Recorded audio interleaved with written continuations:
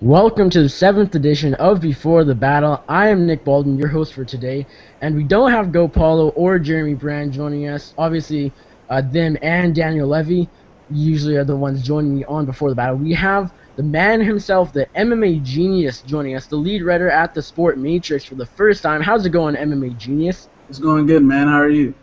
Not too bad, not too bad. Glad to have you on Before the Battle. And joining me, as always, the man behind BestFightPicks.com, Daniel Levi. How's it going, Daniel?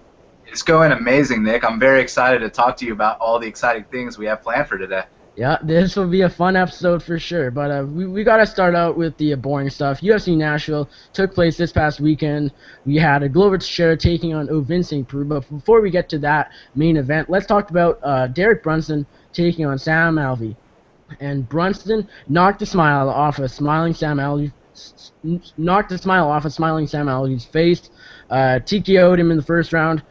First off, Daniel, what are your thoughts on the performance, and how did you like the stoppage? Because some people thought it was a bit early. You know, Derek Brunson keeps improving every single fight, and I mean, you can't measure the kind of improvements this guy is making. I mean, he comes into the UFC against Chris Lieben, and it's one of the worst fights we've ever seen in our lives. You know, he's gasping for air 2 minutes in, and, you know, he's really developed his striking. Now he's knocking guys out. You know, he knocked out Ed Herman. No one's ever knocked out Ed Herman. Then he goes in there and knocks out Sam Alvey, and no one's ever knocked out Sam Alvey. And, you know, a lot of people like to complain about the stoppage. I was actually in attendance. They were booing the stoppage, but I thought it was a good stoppage because if they would have let it keep going, I mean, Sam Alvey would have just gotten put unconscious. So, I mean, if you really want to see the guy take unnecessary damage, he was done. So, you know, props to Derek Brunson, and I can't wait to see what's next for him. So you just reminded us you were down in Nashville for this card. What was the experience like? Obviously, I know I don't think you've been to a card for a while, so obviously good to be back at the UFC for sure. Oh, absolutely. Anytime you can have that, you know, live event feel, you can feel that environment, the atmosphere of a live UFC card. It's just great, and you know, I had a great time in Nashville. And so Derek Brunson taking on Sam Alvey. What are your thoughts on the fight? And then obviously the stoppage, MMA genius. It was a great fight. Derek Brunson came out and put the heat on him early. Sam Alvey, he's got knockout power, but Derek Brunson beat him at his own game. I think a lot of people forget that Derek Brunson had Yoel Romero down 2 rounds and took Romero down several times until he gassed out in the third. But lately, he's been training at Jackson's full time, and he's just putting it on dudes. Like Daniel said, no one knocks out Ed Herman like that, and no one knocks out Sam Alvey like that. I see big things for Derek Brunson, and he should be in a very big fight next. All right, moving on to the co-main event of the evening, you had Dariush taking a split decision win over Michael Johnson.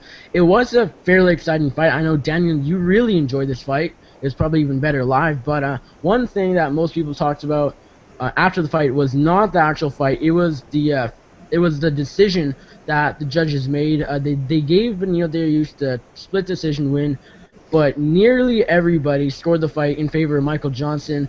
I saw some 30-27s. I saw most 29-28s. I only know one or two people that scored it in favor of Dariush. I scored it fairly clearly for Michael Johnson. I don't think it was wide enough of a decision to be a robbery, but I do think it was a bad decision, but not the worst I've seen. What were your thoughts on the decision? But most importantly, thoughts on the fight, Daniel? You know, it was a great fight. I really enjoyed it for many reasons. And it's funny because when I talked to people about it afterwards, they were like, that was a boring fight and this and that. I mean, watching it live, it was great because you got two elite 155-pounders going at it, and they're both so technical. They both have different kinds of game plans going on. You know, Michael Johnson, he likes to get in your face. He likes to stick and move. And, you know, Benny was pumping that jab. He was throwing that big knee. He was trying to get the fight to the ground, and Michael Johnson would stuff all the takedowns. So Benny was forced to get into a stand-up exchange with Michael Johnson for all 3 rounds. And everyone was saying if this fight stays standing, Benny's going to get knocked out. And not only did Benny not get knocked out, he went in there and he won the 3rd round. And I guess he won the fight too. Now, as far as the scorecards are concerned, you know, I understand why people thought Johnson won. You know, Johnson landed the harder shots. He stuffed all the takedowns. And Benny was pretty consistent with his jab and that big knee. So, I mean, it's just a matter of what you look for when you're scoring. Now, as far as what's going to happen with these guys moving forward, you know, everyone thought that Benny was going to get blown out the water, and he showed he can hang for 3 rounds and even win the last round against the #5 guy in the world. So this only ups his stock. You know, you look at a fight like Michael Johnson versus Edson Barboza, and Edson Barboza got blown out the water every single round. It wasn't even close. If that one would have been a split decision for Barboza, I mean, the roof would have fell off the place. That would have been one of the most controversial decisions of all time. But this was a much closer fight. And, yeah, I do think you could have given it to Johnson, but I'm honestly not bothered by that decision. All right, and MMA Genius, your thoughts on the fight and the decision between Johnson and Dariush?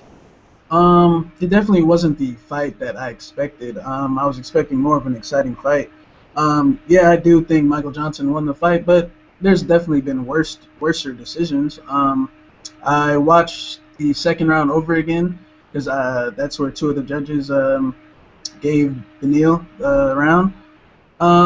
Michael Johnson won about 3 minutes of that round. I would say maybe like the last minute 30, Daniel came on strong, but there's definitely been worse decisions. But either way, even if you think Daniel lost the fight, he still has to move up because he went in there and went toe-to-toe with arguably the fastest guy in the division and pieced him up for the third round. So, I mean, either way, he still moves up, kind of like in a situation like Paul Felder versus Edson Barboza. All right, and moving on to the main event of the evening, Ovin St. Preux taking on Glover Teixeira in what ended up being an upset. I know Glover was the favorite for nearly the whole fight week, and then bettors were siding with OSP here. I believe by the time the odds closed and the fighters were locked in the cage, OSP was actually the favorite here, and Glover Teixeira took it to OSP and submitted him in the third round. And for me, it wasn't a shock to me because I knew it was a very close fight. I even said on last week's edition of the show that I was siding with Glover early on, and then I moved to pick OSP, and I wish I stuck with my gut because Glover Teixeira really just exploited Ovin St. Preux, shows that he's not a top 5 guy. So Daniel, your thoughts on the fight and what's next for Glover Teixeira? You know, I was very disappointed with OSP's performance. I'm going to tell you why right now, Nick. You know, I thought that after the Bader fight, I thought that he was going to really address those holes in his games and, you know, all the problems that were exposed in that specific fight, and that he'd come back and, you know, show that, yeah, I have learned from my mistakes. I am ready to get that title shot. I am ready to get the top 3 guys.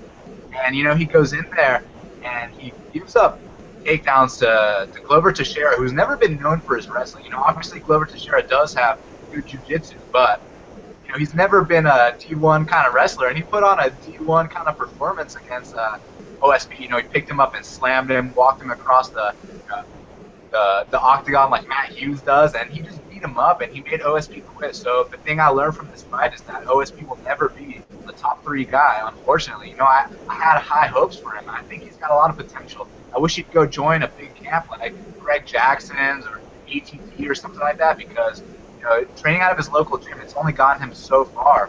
So, you know, I really don't know what to think. It's like I had such high aspirations for OSP. I thought he had such a high ceiling of potential, but that was really a disappointing performance. Now, as far as Glover's concerned, you know, I think that he's going to win some fights, lose some fights. I don't think he can be, you know, Gustafsson or Cormier or Rumble, but I think he can probably beat the rest of the guys in that division. So I would like to see him take on the loser, Rumble Johnson versus Manuel. All right, fair enough. That would be my pick as well. But MMA Genius, your thoughts on Glover Teixeira taking on Ovin St. Preux, submitting him in the third round, and who's next in your eyes for Glover? Man, same thing like Daniel, man. Very disappointed in OSP. I had $100 on OSP, and he laid an egg. I mean, he just dropped the ball. He has to switch camps right now. This is the time to switch camps. He's obviously not improving the way that he should be based on his skill level, because based on his athleticism, this guy could be a serious threat for a championship, but he doesn't get pushed the way like a Glover Teixeira would be pushed training at ATT, or how a John Jones would be pushed, or Anthony Rumble Johnson would be pushed in camp. He just doesn't have that level of training accessible to him. All right, so that's really all I care to talk about UFC Fight Night 73, UFC Nashville. And this, I forgot to mention off the top, this is an extra edition of Before the Battle. We don't have a card coming up today, UFC Fight Night 74 in Saskatoon obviously takes place next week. We'll be coming back, obviously, on the 8th edition, talk about that card and whatnot. But just some news that I want to talk about.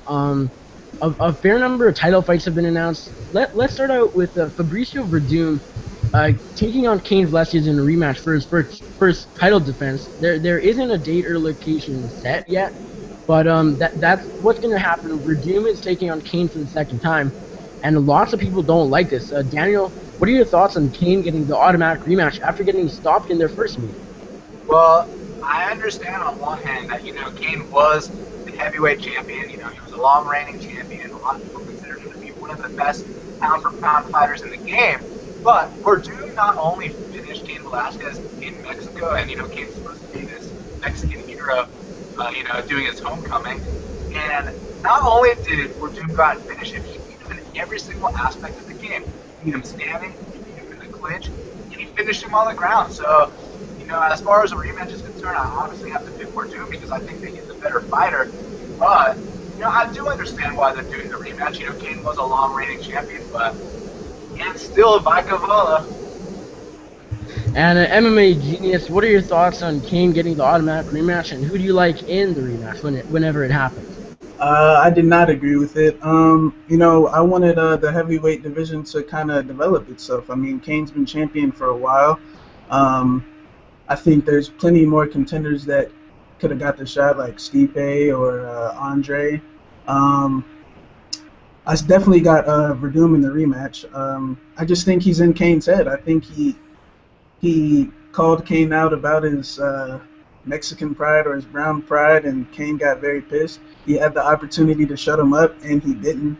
I'm sure Cain thinks about that every night. I just think Verdum and his team are in Cain's head. All right, and I don't know what to think because this would be a very close rematch, and I don't know. I want to side with Cain Velasquez here so badly just because I truly think he's the better fighter. I just think coming off the year-and-a-half layoff, and everyone complains about people that say, oh yeah, Cain Velasquez is way better at sea level, but you gotta think about that. That is true. The altitude got to him. He didn't go down to Mexico quick enough. He was there, I think, in like a week's advance. Verdum was down there for like a month or whatever. He was definitely used to the climate a lot more than Cain was, and I think it was the mix of the altitude and the year-and-a-half layoff. He didn't fight since October 2013 when he fought back in June. So this was definitely not the best Cain Velasquez we saw on June 13th this past year. But I think we will see the best Cain in his next fight, assuming it's not in Mexico, or if it is, then he goes down there a bit earlier. And I think the best Cain Velasquez beats Fabricio Verdum. So that's really all I have to say about that.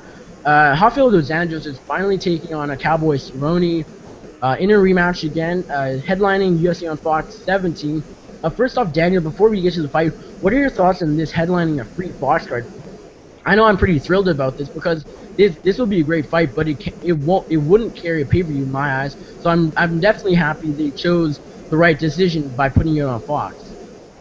Well, absolutely, Nick. You can never complain about Rafael dos Anjos defending his lightweight title against Donald Cowboy Cerrone on free TV. But I'll tell you this, if it was on pay-per-view, I'd buy that too. I mean, when you talk about Rafael dos Anjos, not only is he the lightweight champ, he went in there and he dethroned Anthony Pettis. And, he didn't go in there like Clay Guida and completely avoid the fight or anything like that.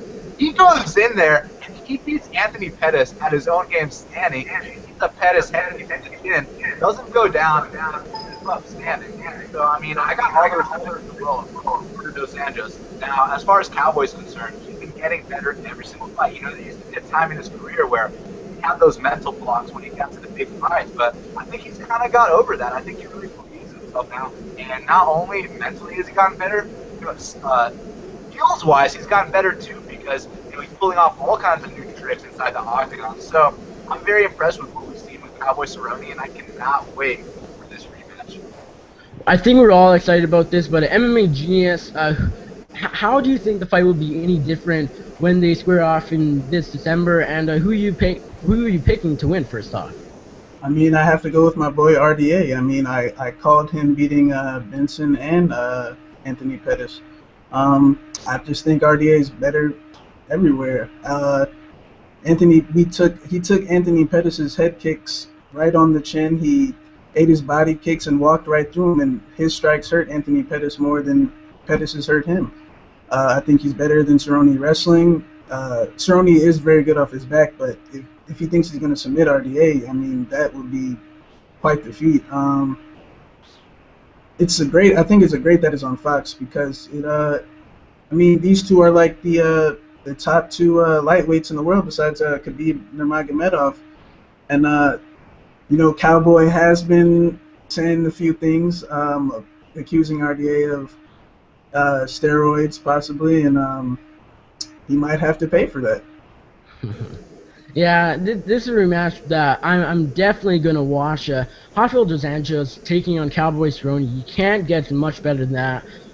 Just making it even better is that it's on Fox. We don't have to pay for it, but it's going to be a great fight. And the thing with this rematch is that it's not like it's an automatic rematch.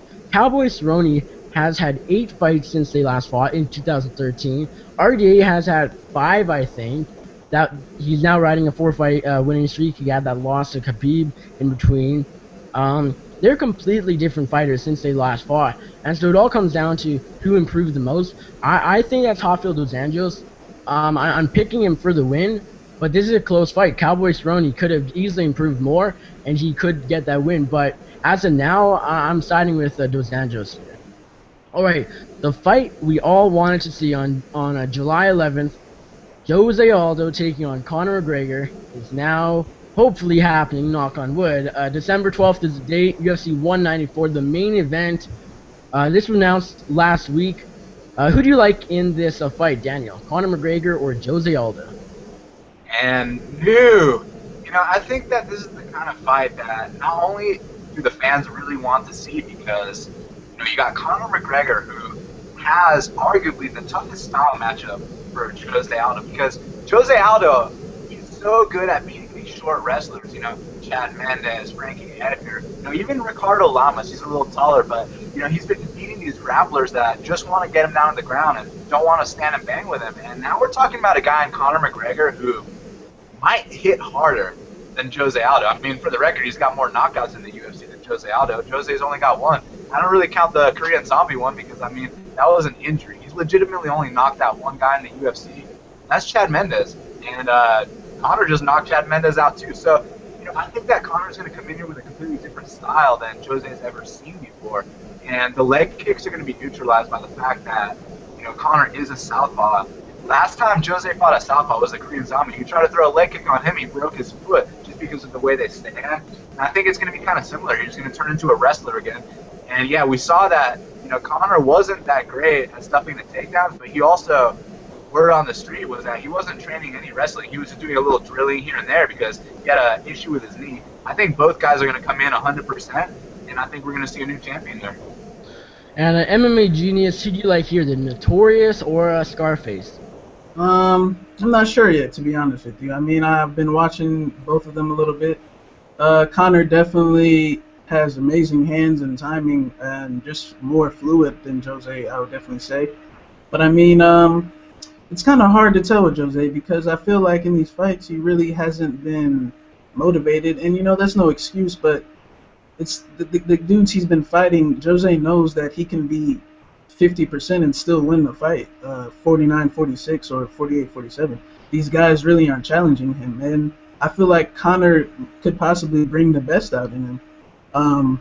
I would definitely give McGregor a slight advantage on the feet. I think Aldo is faster, and we definitely know Aldo is better on the mat.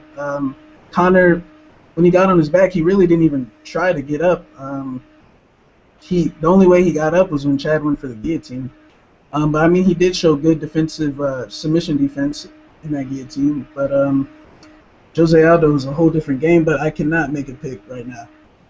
Well, I can. I am going with Conor McGregor. But the thing with this fight is that Jose Aldo could take away from the Chad Mendes fight that obviously Conor McGregor is not the greatest off his back.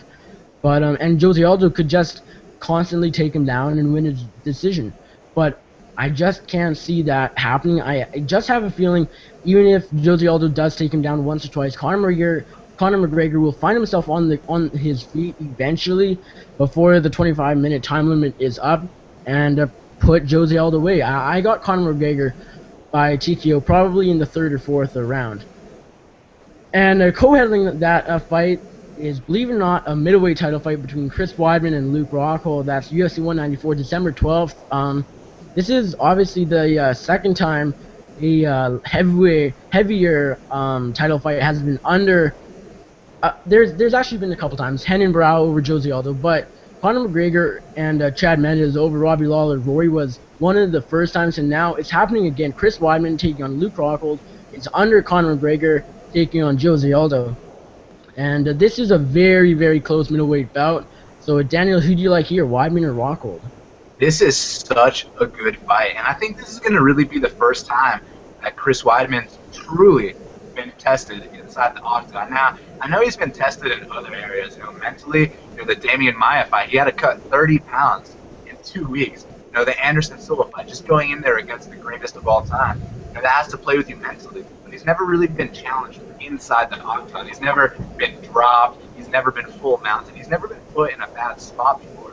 And there might be a chance that this is the first time, he's truly challenged. Now, the thing with Luke Rockhold is he's very well-rounded. Obviously, if he kicks you in the body, that stuff is going to hurt big time. And if he takes you down to the ground, chances are you aren't getting up. But the thing about it is, when you're fighting Weidman, on the ground, the guy's an absolute beast. He defeated Andre Galvao in a pure grappling competition, and he knocked out Anderson the Spider Silva standing. So, the guy's got the best of both worlds in terms of on the feet and on the ground. And we've never really seen a weakness in Weidman's game, but we have seen a weakness in Rockhold's game. Weakness in Rockhold's game, that he can be knocked the out.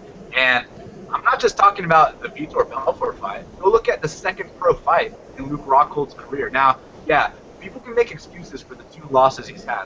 Here are the excuses they'll make. Oh, it was his second pro fight. Oh, Vitor was on TRT. Yeah, but guess what? The chin never recovers. This isn't like getting submitted earlier in your career where you can work on your submission defense. Like Matt Brown, he used to get submitted all the time. And then Eric Silva kicks him in the body, drops him, has a fully locked-in rear naked choke, and can't tap him out because Matt Brown improved his submission defense. You can't improve your chin. And I think when Chris Weidman touches Luke Rockhold on the chin, he's going to knock him out. And still. All right, MMA Genius, your thoughts on this fight? That's some good points. I won't look too much into the Luke Rockhold knockout losses. He's definitely a way different fighter than the second pro fight, and Vitor can knock out anybody on TRT. So I think Luke Rockhold definitely has an edge on the feet, but Weidman just has this drive about him. He just has this will, like this grit, this determination, where nothing can stop him. I think Rockhold can compete with him everywhere, on the mat, in the clinch, on the feet, but I think Weidman just has that will. If the fight's close and the fight's on the line, he's going to find a way to get that takedown and win the fight. He just has that in him. I'm definitely leaning Chris Weidman. Well, I'm going to differ with you guys. I got Luke Rockhold, and I just think, I don't know, this is a very close fight, and it wouldn't surprise me at all that if Chris Weidman wins, just because he is one of the best middleweights out there. He beat Anderson twice. You can argue those were fake or whatever you want to say, but he knocked Anderson out. And I'm not going to count the broken leg, but he was winning that fight before that. And he went to the decision against Lyoto Machida. He knocked out Vitor Belfort. You can argue Vitor Belfort off of steroids isn't anything to brag about. You can argue Lyoto Machida's done. Rockhold killed him, and then Romero did as well. But Chris Weidman is a very good fighter. But Luke Rockhold, I just want to say he's on a different level, but I really don't know. I'm going to side with Luke Rockhold, but I've sided against Chris Weidman too many times, and I've been wrong every single time, so I might be wrong again, but I got Luke Rockhold, possibly even inside the distance. I don't know. I'll decide that closer to the fight, closer to the December 12th, but I got Luke Rockhold to become the new middleweight champion. All right, that's it for title fights. There's nothing else. Obviously, Ronda Rousey, Miesha Tate is rumored for January. Verdum, Kane isn't set. It's rumored for next year probably. But Anderson Silva finally had his Nevada State Athletic Commission, and I don't want to his hearing, and I don't want to talk about this too much. There isn't too much to talk about. He was suspended for 1 year, so he'll be able to fight again on January 31st, 2016.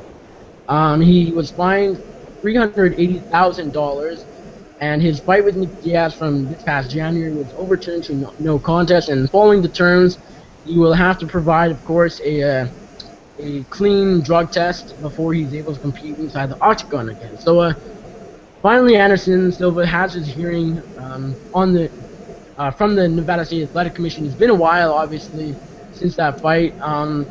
Do you see Anderson Silva making a return, Daniel?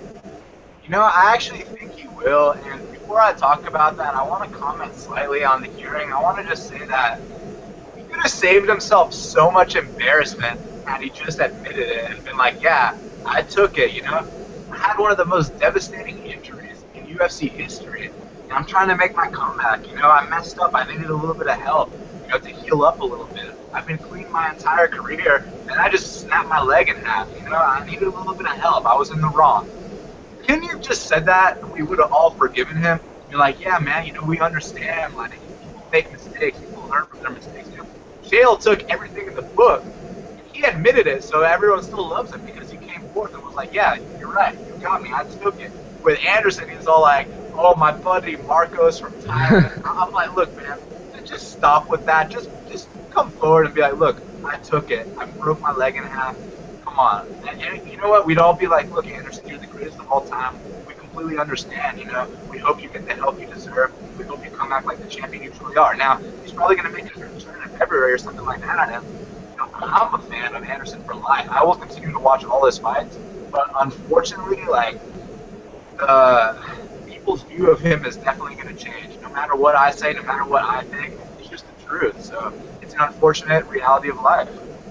And MMA Genius, anything to add to that? And where do you see Anderson Silva competing? Obviously, he's widely considered to be one of the greatest of all time, probably the greatest to ever compete in the UFC. But what I took away from the Nick Diaz fight is he can't compete with guys like Chris Weidman, with guys like Luke Rockhold, Jacare Souza, Yoel Romero, all those top guys. I do think he can win fights, obviously, but he's never going to compete and be the best of the best right now at 185 pounds. What are your thoughts on that and just the whole Anderson Silva hearing and him possibly returning? I mean, I agree with everything Daniel said. It would have just been better to admit it. We would have had way more respect for him. Now a lot of people think he's a clown, a joke. We'll always have respect for him as a fighter because he pulled off amazing things in the octagon. But when you do things like that, it's just always better to admit it because as people, we always know that we take shortcuts in life at times. But when he comes back, I mean, I definitely see a good fight for him. Michael Bisping has been wanting to fight him for a long time. And, I mean, Anderson ruled the division for as long as Bisping's been in the UFC. I know Michael Bisping would love that fight. Let's say if he loses to Rob Whittaker's next fight, he should definitely hold out and wait for Anderson. That would be a big fight for him. Yeah, I agree. That's definitely a fight I'd like to see. Michael Bisping taking on Anderson Silva. There's definitely a few matchups out there, but really the only thing left for Anderson is fun fights. Similar to Vitor Belfort, Uriah Faber. You don't give Uriah Faber someone like a top contender anymore. You just give him fun fights, winnable fights, but money fights, really. That's what I like to call them. Fun fights that people want to see, will watch, that will do big numbers. A winnable fight, and that will be entertaining. So that's really all I have to say about Anderson. So the whole reason we decided to do this extra edition of Before the Battle is not because we have Max Holloway taking on Charles Oliveira this weekend. That's next weekend.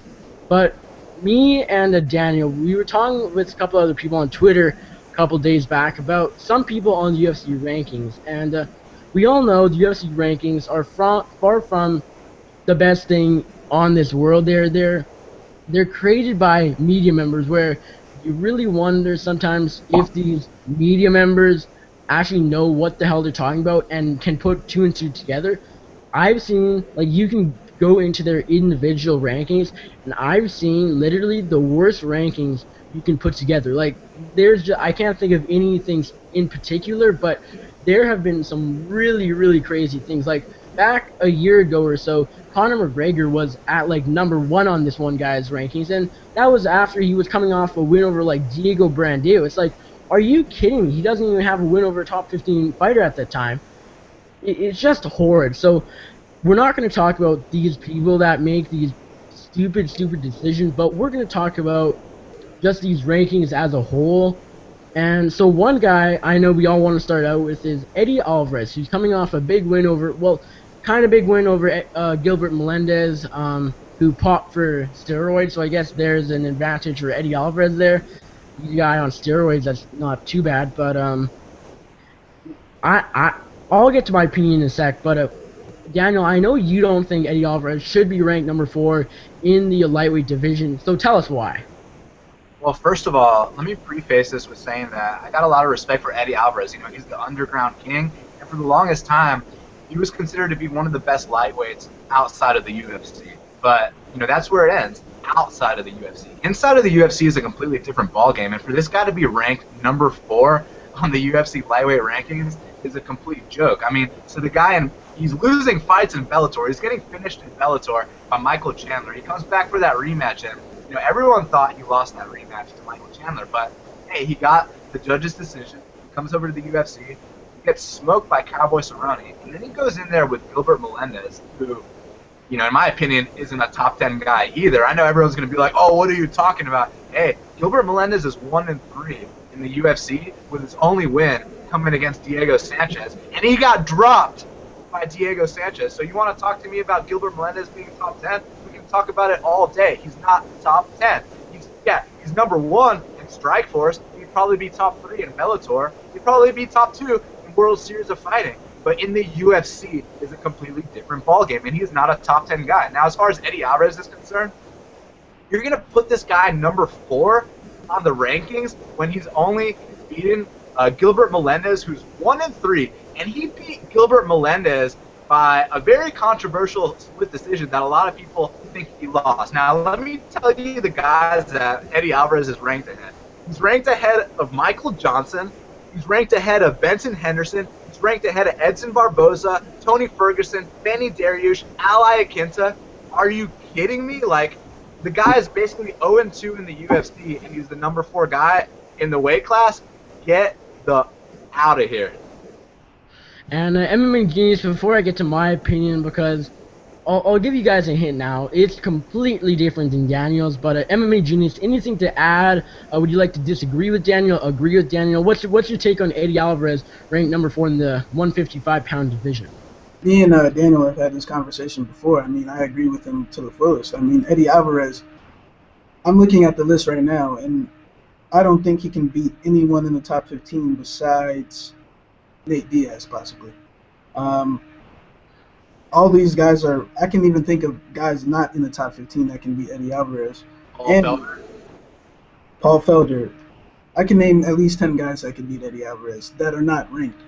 Yeah, he's accomplished a lot in his career, but this is a whole different ballgame. This is the UFC. This is lightweight division, the toughest division in sports. Eddie Alvarez showed that he's not on that level. Think about this. Diego Sanchez has probably lost his last 6 fights. Gilbert Melendez got dropped and lost the round to this guy. Eddie Alvarez arguably loses to Gil Melendez. Neither of them should be in the top 50. That's the thing, like, I don't think people understand. You just can't come into the UFC and just based on prior wins assume to be in the top 15. Before Alvarez came into the UFC, who was his best win against? Shinya Aoki? I mean, before Gilbert Melendez came in, his best win was against Masvidal. I mean, these guys aren't top 15 level fighters. Tony Ferguson, Beneil Dariush, Poirier, Barboza, Michael Johnson would smoke these guys. Well, I don't know. You guys really do persuade me pretty freaking well, but I do think Eddie Alvarez is definitely a top 10 talent, and I do think Gilbert Melendez is as well. And the thing with Gilbert Melendez is, yes, he did lose a round to Diego Sanchez, who is not a good fighter. Simply, he lost a round to Diego Sanchez, but he nearly beat Benson Henderson, the former champ. Lots of people score that fight for Benson Henderson. I can't really have a say on that because I didn't watch that fight. Um, he nearly beat Eddie Alvarez, like Daniel said. That was a very close decision. Lots of people thought Gilbert won that fight, like Daniel said. I thought Eddie Alvarez won that fight. The thing with Eddie Alvarez, though, ranked at number 4, is just because Gilbert Melendez was ranked high as well. He was in the top 5, and then when Eddie Alvarez goes in and beats like a top 5 guy like that, of course he's going to be ranked in the top 5. And some people forget that these rankings aren't necessarily off of skill. The UFC rankings are mostly based, and we can have a debate on what they're based off of, but my understanding is they're based off purely your resume. So if you have a win over a top 10 guy, you're gonna be in the top 10. If you lose to like the number 15 guy, you're not gonna be in the top 15, of course. It's not necessarily maybe I rank Eddie Alvarez above say Tony Ferguson just because Eddie Alvarez has a win over Gilbert Melendez, and I don't think Gilbert Melendez is like champion caliber fighter anymore, but I do think he's a top 10 fighter. So for that reason, I would rank Eddie Alvarez over Tony Ferguson, even if I went to pick Ferguson over Alvarez. And the thing with the Johnson Dariush decision is, resume wise, you have to rank Dariush over Johnson because on paper he did beat him. I obviously didn't think Johnson lost to Benny Dariush, so in my rankings, skill-wise, I'd have to rank Johnson above Dariush, but if you're going by resumes, Dariush does have that win over Johnson on paper. The judges got it wrong, in my opinion, but so I'd have to rank Dariush above Johnson, but we can talk about this for hours, and we're not going to do that, but with Gilbert Melendez, like I said, he has that close decision over Benson Henderson, and that was when Benson Henderson was the champion, not after he got stopped by Anthony Pettis, got knocked out by Holyfield with Anjos, lost a close decision to Donald Cerrone. This was when Benson Henderson was his best, and Gilbert Melendez nearly beat him. So you can say, well, Gilbert Melendez, oh yeah, he got dropped by Diego Sanchez, but he did beat Benson Henderson. He did nearly beat Eddie Alvarez. And Eddie Alvarez, when he debuted in the UFC, I really didn't think he looked that bad against Donald Cerrone. And we all know how good Donald Cerrone is. And that was in his debut. And I could really tell that Eddie Alvarez had the octagon jitters going for him. So I think even if Cowboy fought Alvarez again, it'd be even closer than it was. So that's really all I have to say about Eddie Alvarez. Anything you want to add to that, Daniel, or MMA Genius? I mean, I think I made my points pretty clear about where I stand with this. You know, I don't think Eddie Alvarez is top 10 in the UFC, but I think he should have the opportunity to prove it. You know, he should be faced, he should be matched up with top 10 guys, and if he can beat them, then yeah, put him in the top 10. But controversial split decision over a 1-3 guy in the UFC, that's not top 10. That's not number 4. So yeah, I disagree. Skill-wise, do you think he's top 10, or do you think he's less than top 10, both skill and resume? Resume, obviously, he's not top 10. But skill-wise, as far as I've seen, he's not top 10, but he should have the opportunity to prove it. Fair enough. MMA Genius, before we move on to someone else, anything to add to either Eddie Alvarez or Gilbert Melendez? Because we talked about both there a little bit. Okay. All right. Another point I want to make. Think about it. Okay, Eddie Alvarez and Gilbert Melendez are top 15 fighters. Okay, let's for example, let's take a guy like Rashid Magomedov. Who would you think would win that fight? Daniel. I would pick Rashid 30-27 just because I think he's more technical than Eddie. But I mean, I understand why Eddie would be favored just because people know him more. But skills-wise, I think Rashid's better. If we're talking about skills-wise, there's 10 lightweights you can think of that could, outside the top 15, that could beat Eddie Alvarez. How long for? Paul Felder. Paul Felder. John Case. Islam Makhachev. Joe Duffy. I mean, the list goes on and on. There's plenty of guys. Like I said, these guys have accomplished a lot in the old MMA era, and fighting in Dream and Strikeforce, and these not legendary promotions, but they've been around for a while. But this is a whole different game. These young cats could definitely take them out. Right. Let's go on to a guy you mentioned, Joseph Duffy, who takes on Dustin Poirier, who we're also going to talk about in a bit. And Joseph Duffy isn't ranked in the top 15, and resume-wise, he shouldn't be because he doesn't have a big win. But skill-wise, where do you think he is in the division, skill-wise? Like, do you think he's a top 10 talent, Daniel? I agree that right now he shouldn't be ranked top 15 because he hasn't beat anybody yet. But skills-wise, I do think the guy has the potential to crack the top 10 because, I mean, you look at him standing. Obviously, he does have that professional boxing background, but when you see it translate to MMA, he's throwing head kicks, he's mixing it up to the body. And then obviously on the ground in his last fight, he goes in there against a Brazilian Jiu-Jitsu black belt, and I believe he submitted him with a triangle off his back. So the dude does have the skills. We just got to see how that translates when he fights against the upper echelon inside the UFC's lightweight division. And MMA Genius, anything to add about Joseph Duffy? I mean, Joe Duffy, he has great potential. He has excellent hands. He's shown he's got a game off his back. It's kind of hard to tell where he's at because he's fought Jake Lindsay and Ivan George. I mean, Lindsay isn't even in the UFC, and George almost lost to Josh Shockley, so it's kind of hard to measure really where he's at.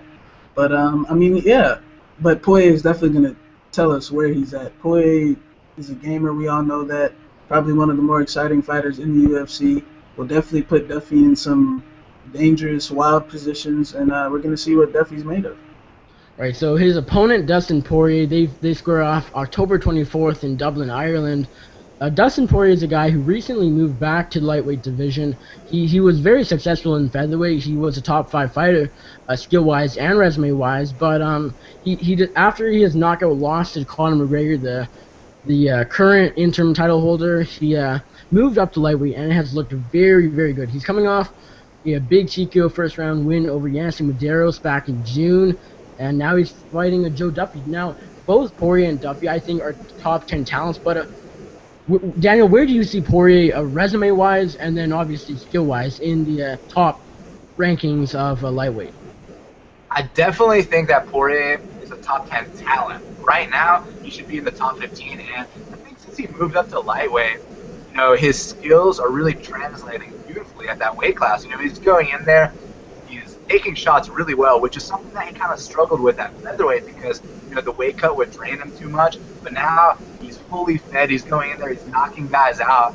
Guys that don't get knocked out, he's knocking out. So this is going to be a really good fight with Joe Duffy because, Duffy is a real cerebral kind of guy, but hasn't quite proven himself yet. And Dustin Poirier is getting there with everyone in the featherweight division, and now he's marking his claim at 155 pounds. So I can't wait for this fight. I'm going to have to lean with Poirier right now.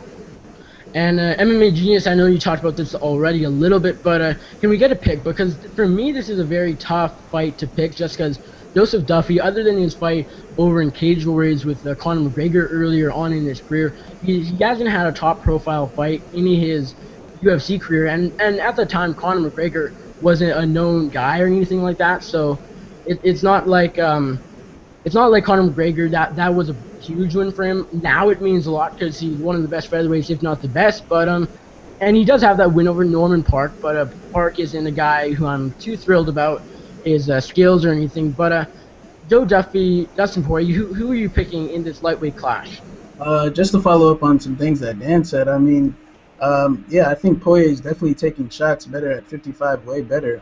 I can recall in one incident when he was fighting the notorious one, Conor McGregor, in the embedded episodes, Burt Watson, actually no, his coach Mike Brown asked him what was his weight, and Poirier said he didn't even want to check it.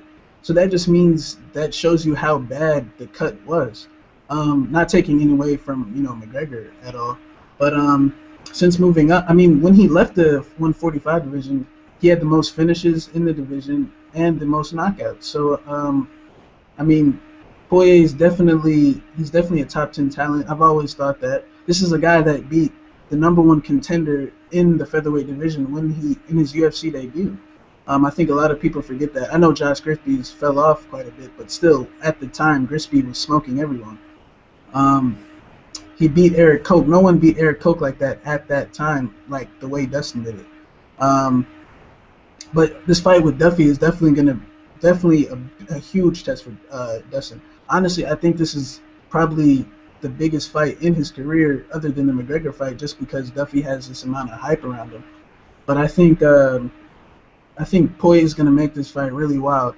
I think his chin's going to hold up. I think Duffy's never felt this type of pressure that Poirier is going to put on him. Poirier seems so confident, just like in his interviews and the way he's talking. I know it's just interviews, but he just seems like he's figured things out, and I think he's going to get a submission victory.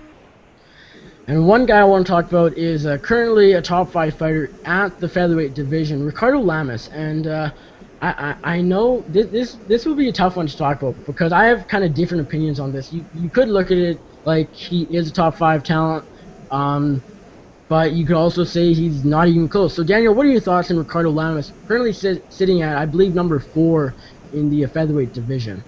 You know, Lamas is a very talented guy, and obviously if he gets on top of you, he's got some very good top control, some good ground and pound. But I think that him sitting at number 4 is kind of a joke, and I'll tell you why. You know, I mean, obviously we know he's been brutally knocked out 3 times in his career by Danny Castillo, Yuri Alcantara, and most recently by Chad Mendes. But I mean, when you talk about his resume of wins, yeah, he did beat Cub Swanson. You know, first round he was getting his butt whooped a little bit, and then he found that sub in the second. But you know, aside from the Cub Swanson win, I mean, are we going to count the Eric Koch win as that big of a deal? I mean, Eric Koch's not really a ranked guy. You know, what was impressive when the MMA Genius was talking about Dustin Poirier's win over Eric Koch was the fact that Eric Koch is a two-groupist guy, and Dustin Poirier dropped him standing. That was super impressive. But Lamas just took him down and, you know, he KO'd him. Now, the thing with Lamas is, I thought he lost to Hakran Diaz. And, I mean, how are you going to put him at number 4 when he's, like, you know, barely beating the number 14 guy? So, in my opinion, Lamas is really about, you know, number 9, number 10. He's towards the end of the top 10 weight class. You know, I think that obviously Aldo beat him, and Aldo wasn't even trying. Aldo was like looking at his watch and drinking a beer and still winning that fight 49-46. Now, if you put Lamas in there against McGregor, it would be a crime scene. It would be a very bad day for Lamas. So, I mean, in my opinion, Lamas isn't even a top 5 guy. He may be number 9 at best. All right, resume-wise, I think he's close to good where he's at because he does have that big submission win over Dennis Bermudez. And I'm high on Bermudez. Obviously, he just got knocked out by Jeremy Stevens, so I'm not going to say Bermudez is like a top 5, top 10 guy or anything like that. But obviously, we can talk about MMA math for ages, and none of it works. But like you said, I do think Hakran Diaz won that fight back in June 2014 against Lamas. I didn't like Lamas in that fight at all, and Hakran Diaz is nothing to go wild about. Sure, he's a top 15 guy, but nothing really better than that. And Lamas lost to him basically in my eyes, and that I don't know, like skill wise, he shouldn't be in top 5. Resume wise, on paper he beat Bermudez, he beat Hakran Diaz, and that's about it. He coming off a big knockout win over Chad Mendes, who just got smoked by McGregor, and you can go so on with that. But resume-wise, he's good where he's at. But skill-wise, I think there's a few guys below him that should be able to beat him, like Max Holloway, maybe even Charles Oliveira. I think could possibly beat him. But MMA Genius, what are your thoughts on Ricardo Lamas? Yeah, I'm looking at the rankings right now. Dan made some good points. I definitely think Max would smoke Lamas. But the thing is, I don't think the ranking is that bad just based on the guys behind him because he did beat Cub. But I think you guys are forgetting when he beat Hatsuhiyoki, Hatsuhiyoki was the number 1 contender at the time. So I think that's what boosted up his ranking that much. He did beat Dennis Bermudez, who was questionably on a 7-fight win streak at the time. Even now on a 2-fight losing streak. Yeah. But, I mean, Yeah, but the win isn't really that credible because I mean, me and Daniel talked about this. We watched the Matt Grice fight. We thought he lost that fight, and we thought he lost to Max Holloway. So technically, he really lost 2 fights in that streak. But I definitely, I would say Lamas is probably around the 7 or 8 area, not number 4.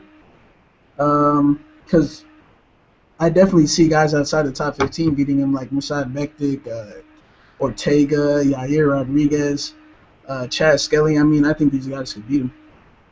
Now, you named 3 guys that I want to really quickly talk about. Yair Rodriguez, Mirsad Bektik, and one other guy. Who did you just say? Oh, Brian Ortega. Yeah. And those 3 guys are 3 guys I'm very high in, and I really think these guys are future top 10 contenders, possibly top 5, whatever. I'm in particular, I'm really high on Mirsad Bektik. I think this guy could do really well. One other guy I'd like to add in is Kevin Souza, who not too many people know, but I really like this guy. I think he's a top 10 fighter for sure. Let's start with Mirsad Bektik. I think we can all agree, resume-wise, obviously he shouldn't be ranked in the top 10 or anything, but skill-wise, I think he's definitely there. Would you agree, Daniel? Absolutely, and I'll tell you why, Nick. Not only does he have the skills, this kid has the heart of a champion. He goes in there against Chad Skelly. He gets knocked out in the 2nd round with an illegal knee, and the ref could have DQ'd Skelly, and Mirsad could have taken the win. He could have been like, "Oh, I can't continue. Give me that DQ win." Not only did he not do that, he goes in there and he goes on to win the next round and win the fight. So right then and there, I knew that Mirsad Bektik had the championship heart. It was just a matter of him developing his skills. When he went in there against Lucas Martins, Lucas Martins is a really, really tough guy. And Mirsad Bektik, not only did he own him in every area of the game, he knocked out Lucas Minera Martins. So at that point, I was like, okay, this kid is the real deal. And he mixes up his striking to his takedowns so well. It's almost like GSP with finishing ability. So, I'm really stoked to see what's next for Mirsad Bektik. And Genius, what about you? I couldn't agree more.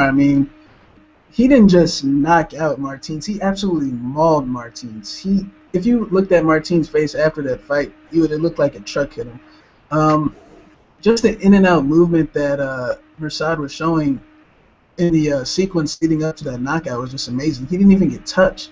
He was just in and out so fast. The guy trains with guys like Poirier, Will Brooks, Daniel Strauss, Nick Lentz, Thiago Alves. He's training with very good guys. He's getting pushed in the gym. To me, in my opinion, he's the number 1 prospect at 145 right now, and I could name at least 5 or 6 guys he would whoop easy in the top 15.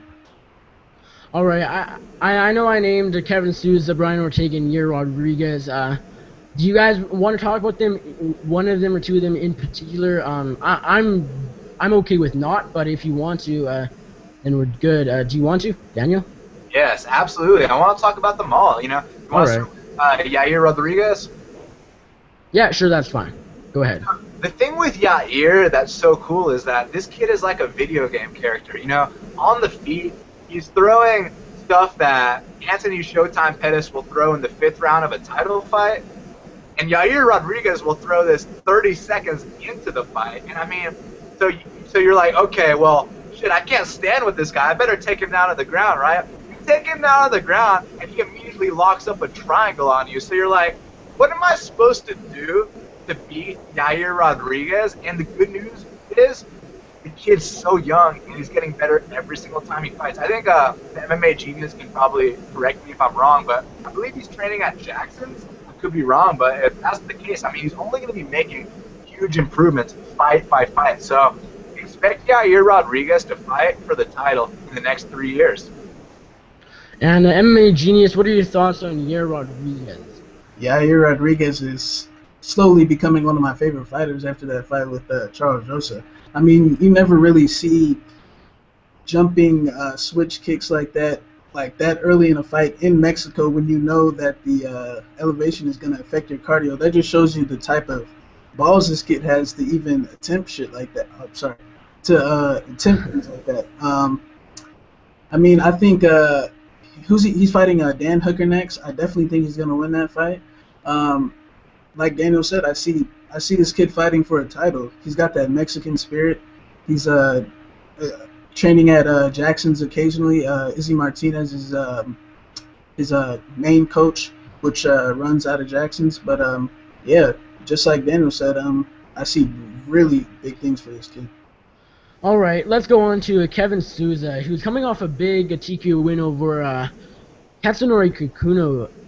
Correct me if I'm wrong about that. Then he also beat Markadiva inside the distance. This guy is a killer, and he looked really, really, really good in his last fight against Kikuno.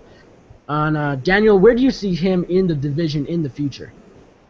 You know, I think Kevin Souza's the dark horse of the UFC 145-pound weight class. You know, he brings something really different to the table. He's super tall and rangy for that weight class. You know, he's got one of the longest reaches at 145 pounds, and a lot of people like to, you know, act like he's got an Anderson Silva style to his game, and he kind of does. You know, he uses his long-range strikes really effectively, but he's not just trying to pick you apart. He's trying to go in there and knock you out. And you know, in his UFC debut, he got a very tough test in Felipe Aranches. You know, Certain Asia, no joke. They went 3 tough rounds. You know, and Kevin Souza, he got the split decision. On the feet, he was winning every aspect of that fight. But on the ground, you know, he did struggle a little bit with Aranches. But I think he's patched up those holes in his game, and I think he's going to make big waves in the UFC featherweight division. And MMA Genius, anything to add on to what Daniel said regarding Kevin Souza? No, I totally agree. I mean, Kevin Souza is an absolute beast. I'm actually looking at the rankings right now, and I feel like, I mean, why not just feed Kawajiri or Dennis Siver to him? Let him get a guy with a lot of experience and let him smoke him. Let him. I feel like all these guys, Machado, Ortega, Souza, should all be getting close to ranked opponents or very experienced veterans. And Kevin Souza actually. And this is something I like about him. He called out Ricardo Lamas and Cub Swanson. Now, Daniel, what are your thoughts on those fights? Who would you pick, the veterans in that fight, or possibly the up-and-comer in Kevin Souza? I'll tell you this right now, Nick. If Cub Swanson is training out of his basement in California with his boxing coach, I'm going to put 10 units on Kevin Souza. Now, if this is the Cub Swanson that trains out of Jackson's and he's taking his career seriously, obviously that's a different story, but I do think this is a little bit of the end of the road for Cub Swanson. But I would like to see him, you know, find his motivation again because the kid is so damn talented. Now, as far as Kevin Souza versus Lamas is concerned, I don't care if Lamas had a great camp. He's getting knocked out there. And Genius, what are your thoughts on those 2 fights? Anything else to add? Yeah, man. I love Cub, man, but I'm afraid his soul's gone. I feel like Frankie took his soul and just. It might be the end of Cub Swanson. I agree with Dan. I think Souza smokes both of them right now. Yeah, I have to agree with you guys. Kevin Souza, Lamas, I think is a bit closer. I'd love to see Swanson Souza. I think that would be a great fight, but I don't know. I'd have to side with Souza here. I just think, like you said, Genius. I think Cub Swanson. I think Edgar sold Cub Swanson's soul in that fight with his 5-round beating, and then Max Holloway just added on to that. Cub Swanson will never be the same. He'll never be like the number 2 guy or number 3 guy in the world. And I'd like to see him get 1 or 2 more wins before retirement. I like the guy, but if the UFC gives him Kevin Souza, I don't think it's going to be a pretty night for him. So one last guy I want to talk about, Brian Ortega. He's coming off a big win, a Fight Night candidate. I believe he submitted Thiago Tavares just a couple months back, and what a performance, what a fight that too. Daniel, where do you see Ortega in the division, in the lightweight division, in the featherweight division, that is? I am very high on Brian Ortega, and I'll tell you why right now, Nick. You know, a lot of people say that wrestling beats jiu-jitsu, and I completely disagree. And Brian Ortega is going to be the guy that's going to prove that in the UFC featherweight division. I mean, brings such a high level of jiu-jitsu inside the octagon. I would even go on record in saying that his guard is better than Damian Maia's. Yes, I just said it. Brian Ortega's guard is better than Damian Maia's guard. I mean, go on YouTube, you type in Henrik Gracie, Brian Ortega, you can find a very nice exhibition match of them rolling, and it's absolutely incredible. It's so fascinating, the techniques that they're capable of. And in that fight with Thiago Tavares, you know, Brian Ortega is going in there against a UFC vet, a guy that's had way over 10 fights, maybe even around the 20-fight mark. And, on his back, he's looking for sweeps, he's looking for triangles, hence the name T-City. And then finally, on the feet, he starts rocking him, and you're like, wow, I thought you were a jiu-jitsu guy. You can stand and bang too. So, I love the guy's mentality. I love his attitude. I love that he's bringing jiu-jitsu back. And bright skies for Brian T-City Ortega. Yeah, I gotta agree with you. I do think she's a top 10 and top 15 fighter currently, and will be even higher when he's in his prime. And Genius, anything to add to what Daniel said about T-City? I agree with Daniel to the fullest. I think he's got a definitely better guard than Damian Maia. I'll have fun taking down. If you want to take down Brian Ortega, go ahead, because that's a terrible idea. His stand-up's improving. Actually, Daniel convinced me. I bet on Ortega against his fight against Thiago Tavares. He convinced me to take this kid because when I was looking at his record, he just had a straight submission record, and I didn't think he was going to sub Thiago Tavares, which he didn't. But he convinced me that he could get the knockout. But Ortega's a beast, man. Him and Charles Oliveira have probably the best guards right now in MMA off their backs. And Ortega, I would love to see him fight my boy Jeremy Stevens, but I don't know if that's going to happen. All right, I think that's about it. We had a great episode here of Before the Battle, an extra edition, episode 7. Daniel, where can we find you on social media, and anything coming up with bestfightpicks.com, and then, of course, your Twitter accounts, MMA Thought, and Best Fight Picks. Yeah, obviously you can follow me at Best Fight Picks. You go to bestfightpicks.com, type your email in the top right corner, and get the Best Fight Picks sent directly to your inbox every single fight week. And, on my show, Half the Battle, this coming week for UFC Saskatoon, we got Cody Saftik from Bookie Beatdown, who is one of my favorite analysts. I'm very excited to get the chance to talk with him about the fights. And obviously James Lynch, who we all know is one of the best in the game. So I can't wait for that. You just go to soundcloud.com/bestfightpicks or type, find Best Fight Picks on YouTube, subscribe to both of them, and we'll take good care of you guys. Thank you very much. All right, and MMA Genius, where can we find you on social media, and anything coming up, obviously, where can we find your writing as well? Just follow me at MMA Genius 05. I come out with fight previews a lot on thesportmatrix.com. You can follow that at the Sport Matrix. And I'm very happy to be on the show, man. Thanks a lot. No worries at all. And as always, you can follow me on Twitter at NickUFC. Check out my website, MMAJunior.co. Obviously, we don't have a UFC card for first time in a while. This Saturday. We will have one next week, so check out MMA Junior for all your pre-fight stuff for your Fight Night Saskatoon. And obviously all your news and fight previews and whatnot. Follow MMA Junior on Twitter at MMA Junior _. So that's at MMAJUNIOR _. And check out my weekly podcast, MMA Junior Radio. Me and my co-host John King, we discuss MMA news. Obviously, we break down cards, recap cards, preview cards, all that great stuff. We have guests on every show. Next week, we have Robin Black on, the top analyst for Fight Network. He's coming on to preview UFC Saskatoon. We'll also there's a few guests in the works. Nothing to announce quite yet, but hopefully we'll have a few more other than Robin Black. But I think that's about it. So we'll be back next week, and until then, I guess enjoy the fights. Anything else?